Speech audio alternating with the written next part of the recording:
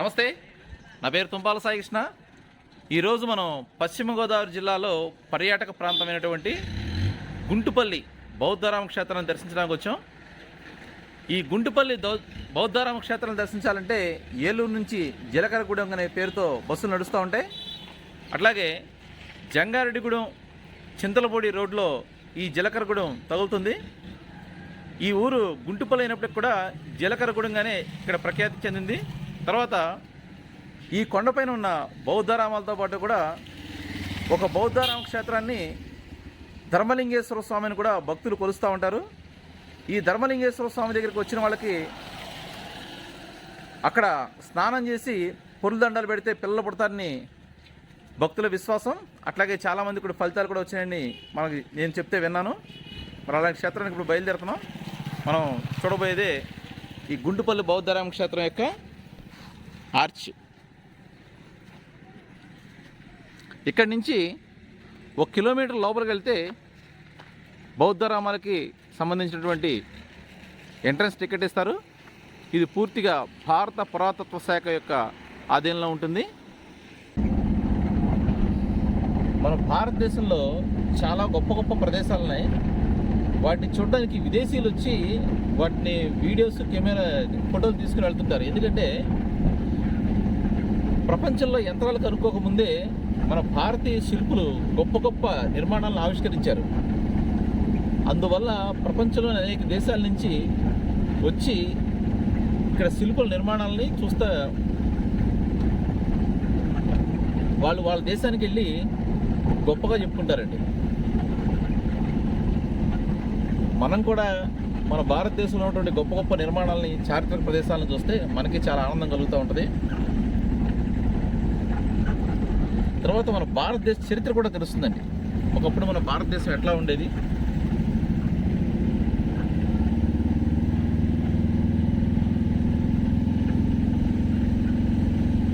ఇప్పుడు ticket counter దగ్గరికి వచ్చామండి.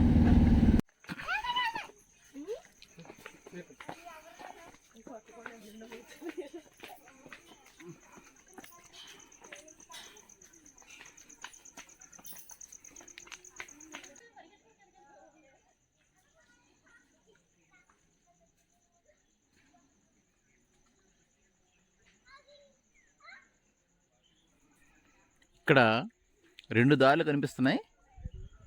ఒక దారి మెట్లు కొంచెం తక్కువగా ఉండి ఎక్కువ దూరం నడవాల్సి వస్తుంది. ఇంకొక దారి దూరం తక్కువగా ఉండి మెట్లు కొంచెం ఎత్తుగా ఉంటాయి.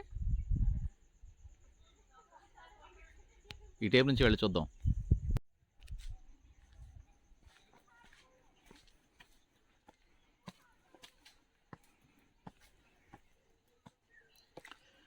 ఇదంతా దట్టమైన అటవీ ప్రాంతంలో ఉంది. విచిత్రమైన పూల మొక్కలు కూడా ఇక్కడ కనిపిస్తున్నాయి.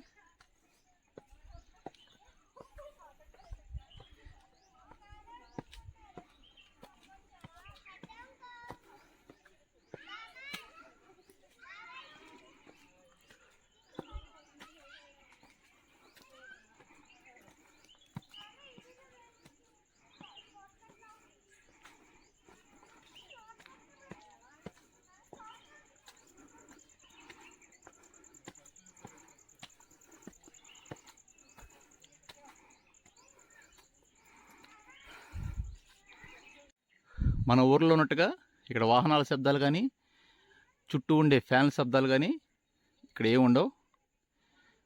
దట్టమైన అటవీ ప్రాంతం కావడం వల్ల నిర్మానుష్యంగాను ఉంది, నిశ్శబ్దంగాను ఉంది. దీంట్లో పక్షుల కిలకిలారావాలు మన మనసుల్ని ఉల్లాసపరుస్తూ ఉంటాయి. మనం మాట్లాడే మాటలు పక్షుల కిలకిలారావాలి తప్ప వేరే శబ్దాలు ఏమీ ఇక్కడ వినిపించవు. ఇక్కడ ఒక బౌద్ధరామానికి వచ్చాం, ఒక గుహకి. ఈ గుహల్ని ఆంధ్ర అజంతా గుహలని కూడా అంటారు. నేను మహారాష్ట్రలోని అజంతా గుహలు కూడా చూశాను.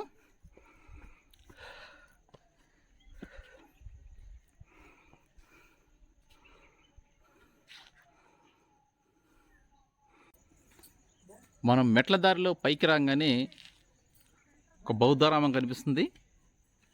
దాంట్లో ఒక స్తూపం ఉంటుంది. అయితే ఇక్కడ భక్తులందరూ కూడా దీన్ని శివలింగంగా భావించి పూజ చేస్తుంటారు.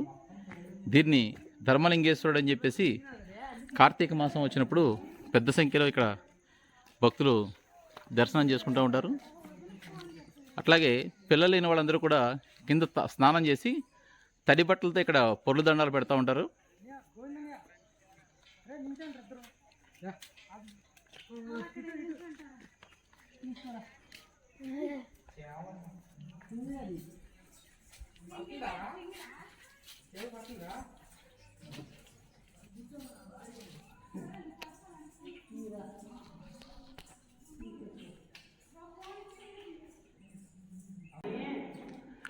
గుహల్లో ఉండే ఆలయాల్ని గుహాలయాలు అంటారు.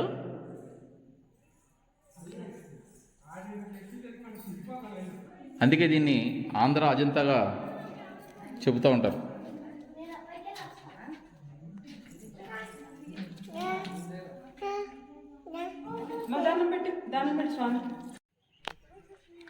భారతదేశంలోని అతి ప్రాచీనమైనటువంటి బౌద్ధరామ క్షేత్రాల్లో 500 పైనే ఉన్నాయి.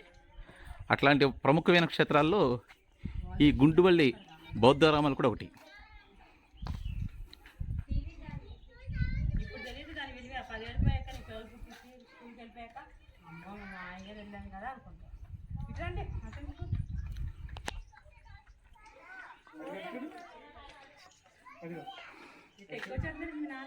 మన పశ్చిమ గోదావరి జిల్లా వాసులకి అతి దగ్గరలో ఉండే అత్యద్భుతమైన పర్యాటక ప్రదేశం గుంటుపల్లి బౌద్ధరామ క్షేత్రాలు.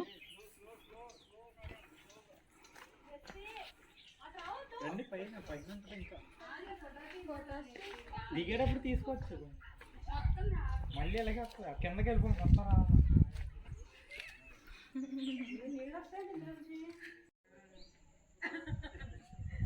పైన పులిహార చేసి తెచ్చుకున్నా.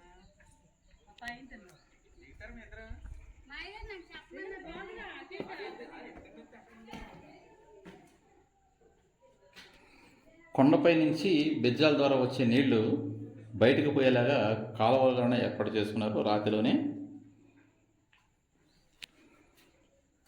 దీంట్లో 3 గదుల సముదాయంలో ఉంది. ఇది కంప్లీట్ శాండ్ రాక్, అంటే మనం ఇసుక రేణు గుర్తిస్తాం, కానీ ఇసుక అయితే చాలా గట్టిగా ఉంటుంది. మన దేశంలో చాలా నిర్మాణాలు శాండ్ రాక్ మీద చెక్కారు.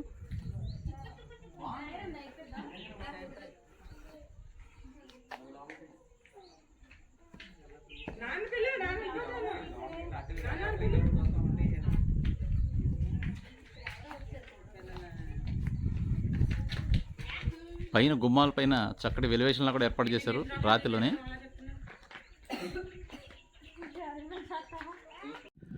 ఒక్కసారి ఈ వ్యూ పాయింట్ చూస్తే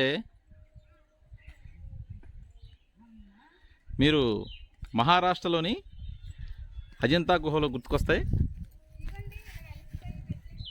అజంతా గుహలు కూడా ఇట్లాగే వరుసగా బౌద్ధ గుహారామాలు ఉంటాయి.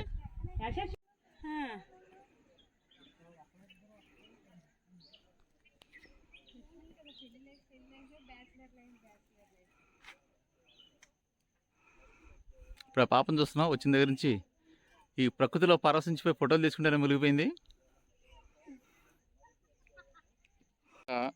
మనం చూస్తున్న విరిగిపోయిన పాలరాతి స్తంభాలు ఉన్నాయి. ఈ స్తంభాలపైన బౌద్ధ భిక్షువులు సమావేశం ఏర్పాటు చేసుకోవడానికి పెద్ద రాతి నిర్మాణం ఉండేదని చరిత్ర చెబుతుంది.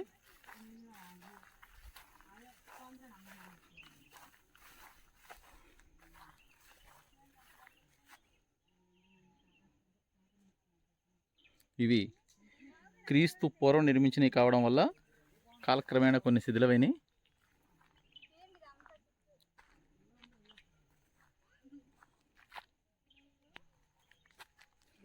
ఇట్లాంటి స్తంభాలపైన ఒక నిర్మాణం ఉండేది, ఒక పందిరి లాంటి నిర్మాణం, సమావేశ మందిరం,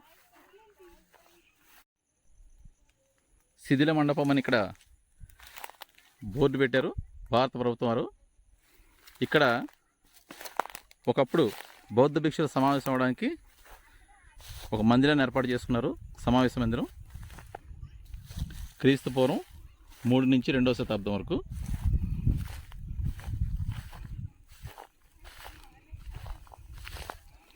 వీటన్నిటినీ కూడా చైతన్య గృహాలు అంటారు. అంటే ఈ గృహాల్లో బౌద్ధ భిక్షులు ధ్యానం చేస్తూ చైతన్య భావాన్ని పొందుతూ ఉంటారు.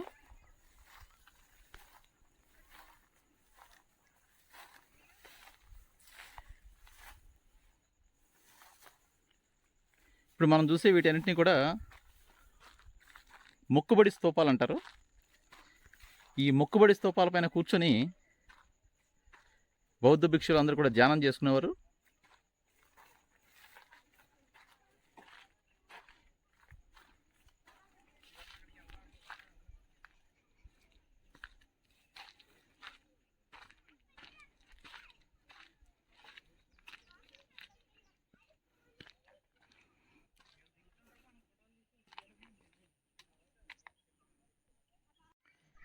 ఈ కొండపైన బౌద్ధ భిక్షువులు సమావేశాలు ఏర్పాటు చేసుకున్నప్పుడు వారికి తగిన నీటి అవసరాల కోసం ఈ కొండపైన చిన్న కొలనులాంటిది ఏర్పాటు చేసుకున్నారు. అది కూడా చూద్దాం.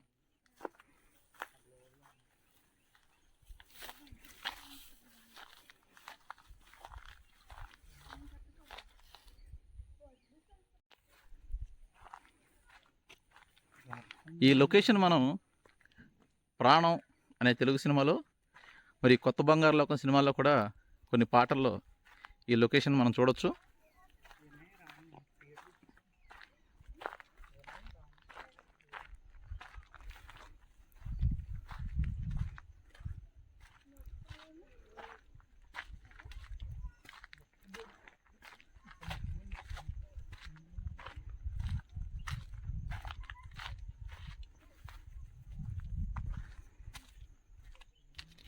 కార్తీక మాసంలో వనభోజనాలు చేయడానికి, మరి శీతాకాలంలో విహారయాత్రలు చేయడానికి సెలవు దినాల్లో పర్యాటకులు ఎక్కువగా విచ్చేస్తూ ఉంటారు ఇక్కడికి.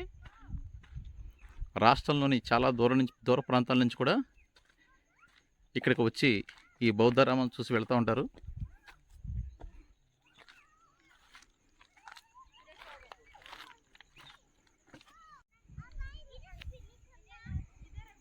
ప్రతి దేశానికి ఒక పురావస్తు శాఖ ఉంటుంది. ఆ పురావస్తు శాఖను బట్టే ఆ దేశం యొక్క చరిత్ర, స్థితిగతులు భావితరాల వాళ్ళకి తెలుస్తూ ఉంటాయి.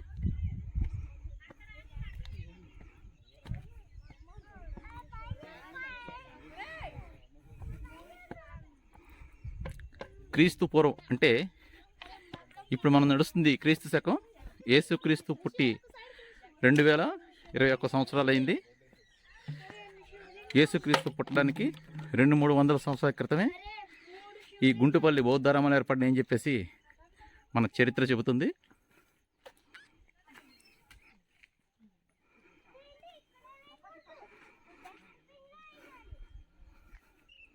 వీటిని, ఈ అటవీ ప్రాంతాన్ని తూర్పు కనుమలని కూడా అంటారు.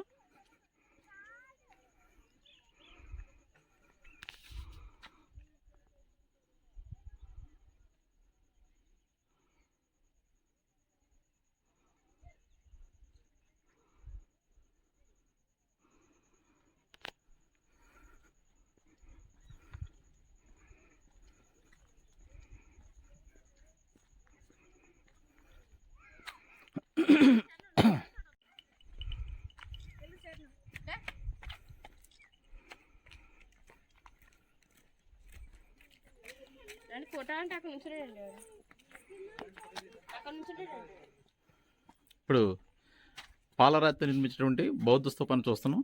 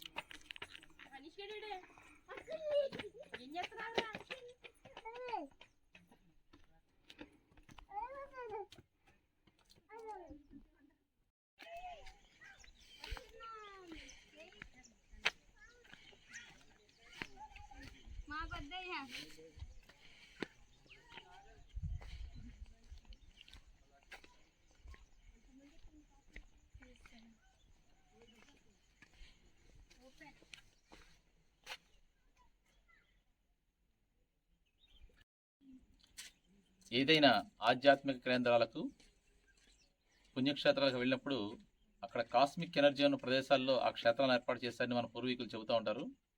అలాంటి కాస్మిక్ ఎనర్జీ మనం కూడా కొద్దిగా గ్రహించాలంటే ఆ ప్రదేశాల్లో కూర్చొని కాసేపు ధ్యానం చేస్తే మనం కూడా ఆ కాస్మిక్ ఎనర్జీని కొంత గ్రహించగలుగుతాం. అందువల్ల ఏ ప్రదేశానికి వచ్చినా సరే కనీసం నేను 3 నుంచి 5 నిమిషాలు అక్కడ ధ్యానం చేయడానికి ప్రయత్నం చేస్తాను అవకాశం ఉన్నంత వరకు.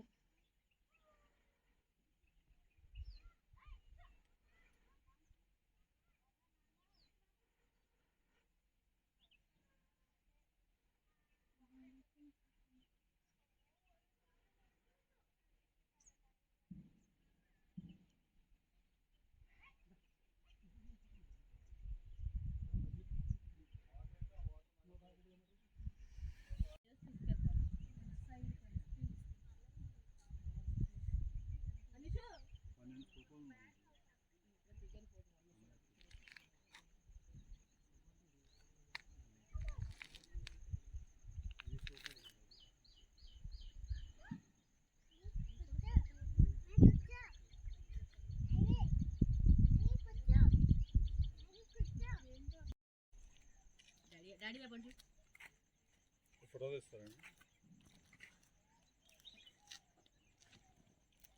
ఇంత గొప్ప చారిత్రక కట్టడాలని మనకి భద్రంగా అందించినటువంటి భారత పురాతత్వ శాఖ వారికి ప్రత్యేకమైన ధన్యవాదాలు. Thanks to archaeological survey of India. Me Tumpala Saikrishna.